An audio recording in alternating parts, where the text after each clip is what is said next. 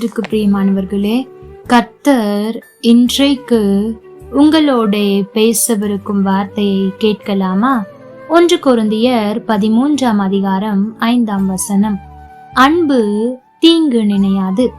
ஒருவர் செய்த தீங்கை மறவாமல் மன்னியாமல் அவருக்கு பழிக்கு பழி தீங்கு செய்யும்படி எண்ணிக்கொண்டே இருப்பது அன்பின் சுபாவம் அல்ல.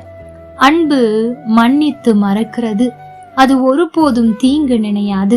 எல்லா மிருகங்களிலும் யானை மிகவும் ஞாபக சக்தி உள்ளது என்பதுடன் மற்றவர்கள் செய்த தீமையை எத்தனை ஆண்டு காலமானாலும் மறக்காமல் தன் உள்ளத்திலேயே அது வைத்திருக்குமாம். ஒரு முறை ஒரு சிறுவன் ஒரு யானைக்கு ஒரு தேங்காயை கொடுப்பது போல கொடுத்தான். யானை அதை ஆவலாய் வாங்கி உட்கொள்ள உடைத்த போது உள்ளே முழுவதும் சுண்ணாம்பு இருந்தது. யானையின் துதிக்கை அந்த சுண்ணாம்பினால் வெந்து போனது.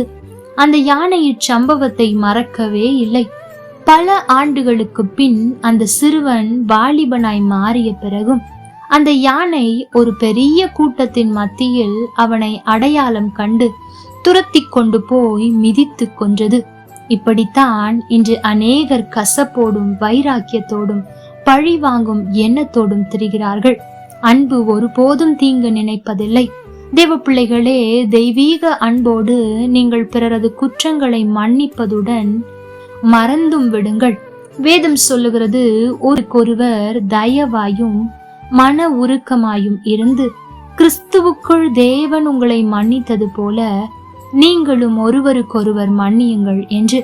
ஒரு திருடனை துரத்தி கொண்டு சென்ற ஒரு காவல்துறை அதிகாரி அவன் ஓடுகிற வேகத்தை பார்த்து ஆச்சரியப்பட்டார்.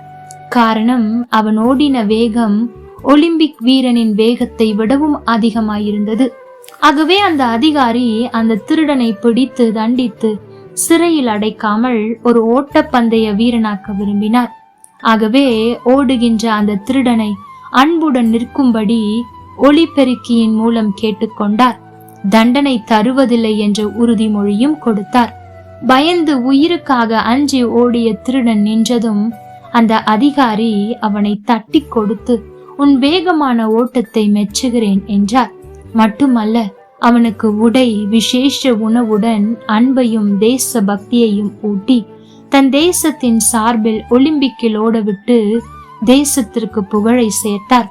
எனக்கு பிரியமான தெய்வ பிள்ளைகளே, ஒவ்வொரு நாளும் அந்த அன்பை நாம் செயல்படுத்துவோம்.